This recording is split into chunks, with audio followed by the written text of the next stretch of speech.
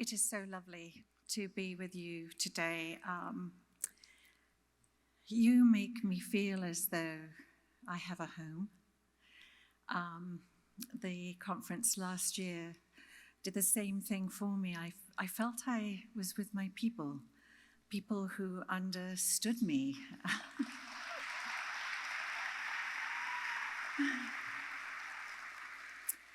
And I am grateful.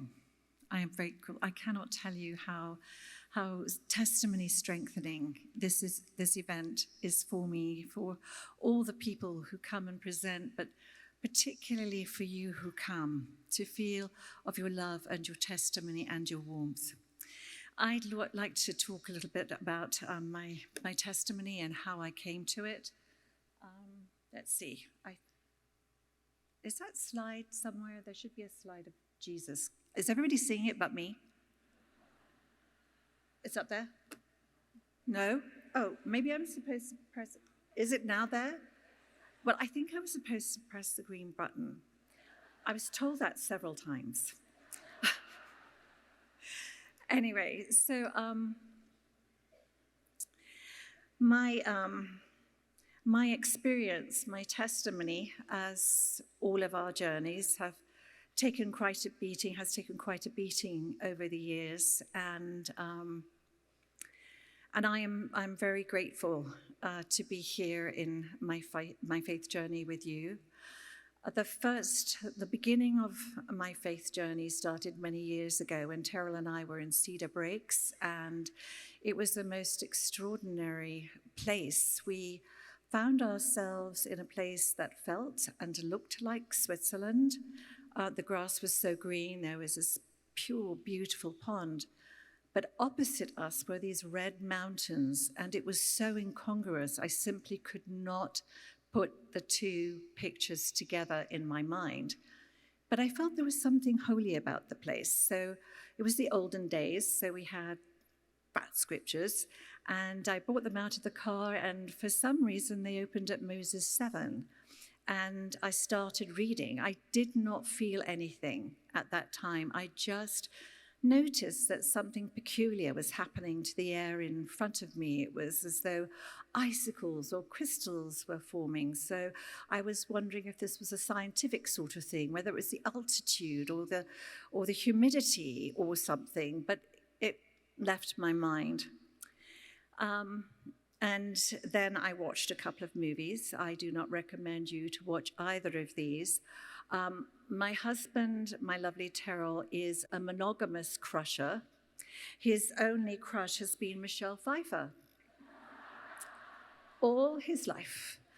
I am a serial crusher.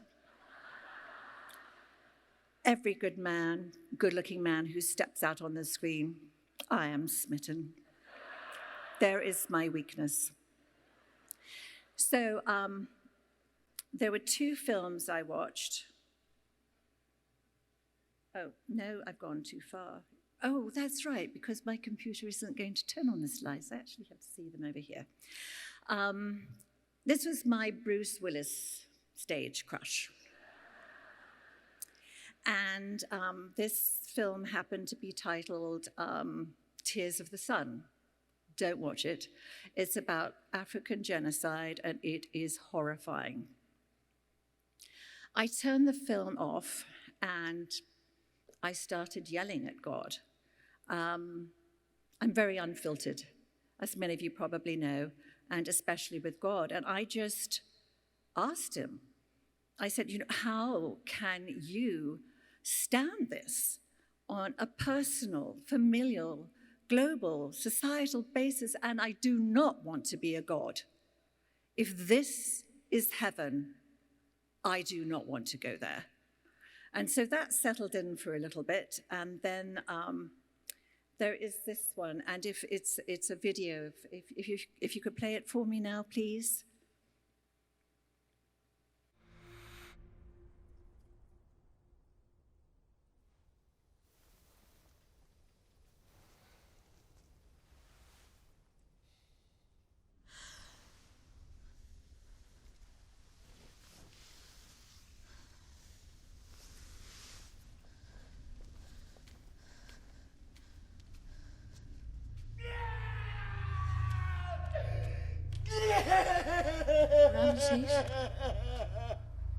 Ramesses?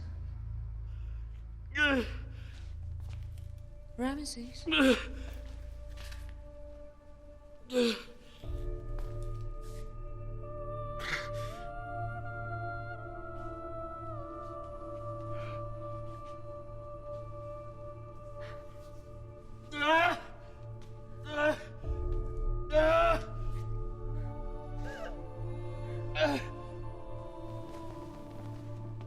ذكري فراش ذكري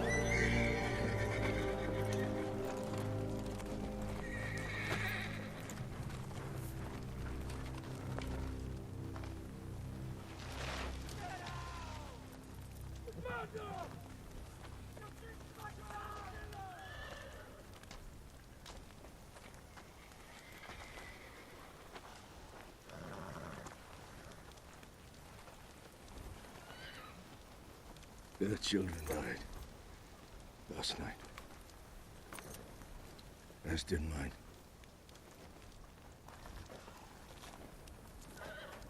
Is this your God? Killer of children! What kind of fanatics worship such a God?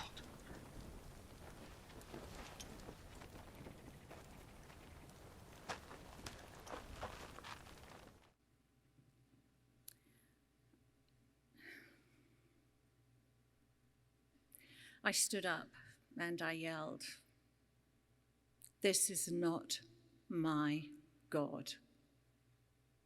My God does not kill children. In fact, there are a number of things in the Old Testament that my God simply could not do." We are told that God is in the image of his Son. "When you have seen me, you have seen my Father. When you see what I do, you see the works of my Father." And Jesus spent his life healing the emotionally, the psychologically, the physically bereft, the grieving. This is not the God of Jesus. But it was a very, very powerful moment in my life because it reminded me of Moses 7, and for some reason I needed to return there. And in my grief and my horror and my sorrow, I found God the Father in Moses 7. Enoch asks God, "How canst thou weep, seeing that thou art God from all eternity to all eternity?" He doesn't ask him why he is weeping. "How canst thou weep? Thou art God."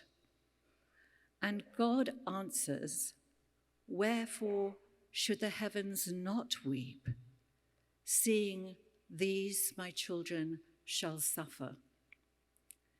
And then I was reminded about Jacob 5, because it's an interesting chapter. It doesn't belong anywhere in the Book of Mormon.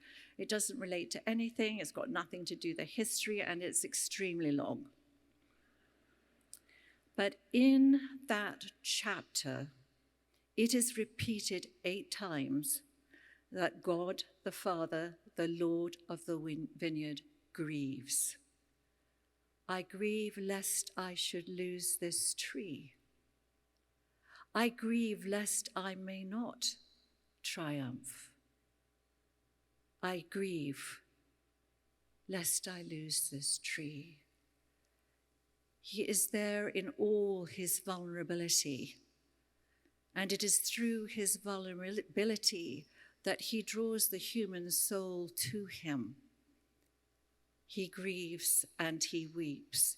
He also reverses the 2 first commandments. In Moses 7, he is not grieving because we do not worship him. He is grieving because we are not taking care of each other. We are not being kind to each other. And then it occurred to me that this is how we worship God. We worship God through the kindness and the gentleness and the love with which we treat each other. Of all errors, Edward Beecher says, of all errors, none are so fundamental and so wide-reaching in evil tendencies as results of errors with respect to the nature of God. And then our beloved Elder Holland stated, God does not now, nor will he ever do to you a destructive, malicious, unfair thing, ever. It is not in what Peter called the divine nature to even be able to do so. By definition and in fact, God is perfectly and thoroughly, always and forever good, and everything he does is for our good. This is the God who is deserving of our adoration and respect. He gets us. He comes into our trauma, into our grief, to be with us, to witness of our lives. Brigham Young said, God is compassionate to all the works of his hands. And what I love this is that God is a global God. He actually doesn't have favorites. He doesn't have favorite religious traditions, I don't think.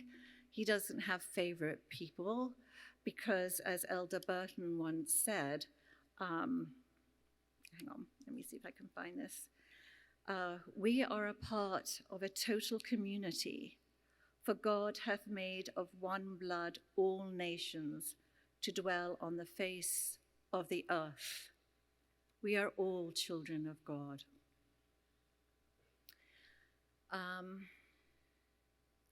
I read Brigham? Yes, thank you. Okay, so what I find so beautiful is one William Penn said, and we're talking about building Zion, that this is our work. And William Penn said, the Zion builders are the humble, meek, merciful, and just souls who are everywhere of one religion. Martin Luther King, thank you, Patrick. I first read this quote in your book. Zion never rolls in on the wheels of inevitability. It comes through the tireless efforts of men and women willing to be co-workers with God. And I suppose this is the culmination of my testimony and my joy, is that when we participate, when we take upon ourselves the ordinances in our baptism, our baptismal covenants, we have been invited to work with God in the healing of each other, in the healing of the nations. First of all, we covenant to bear each other's burdens. Secondly, we covenant to mourn with those who mourn. And thirdly, oh wait, did I say carry burdens here? Yeah, you can tell I'm speaking, can't you? And then this one is to comfort those who stand in need of comfort. For me, these are the most important covenants that we make. But because in them we are invited to collaborate with the Godhead in healing the world.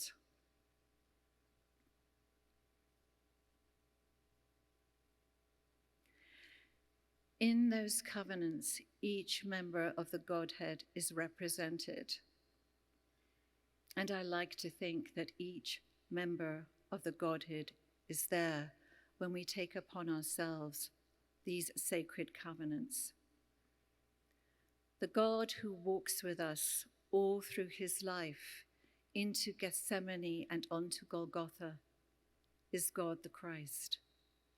The God who mourns with us when we mourn is God the Father. And then the God who comforts us when we stand in need of comfort is God the Holy Spirit.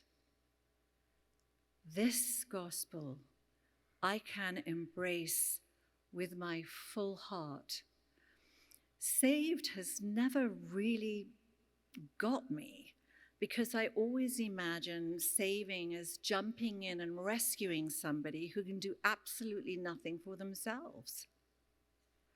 But these covenants give us the strength and the power to be co-workers with God, to join in the healing of his people, the people next to us, our family, our friends, the people of whom we have no idea. And with each embrace, each gift of love, we are furthering the cause of Zion. And we are not the only ones.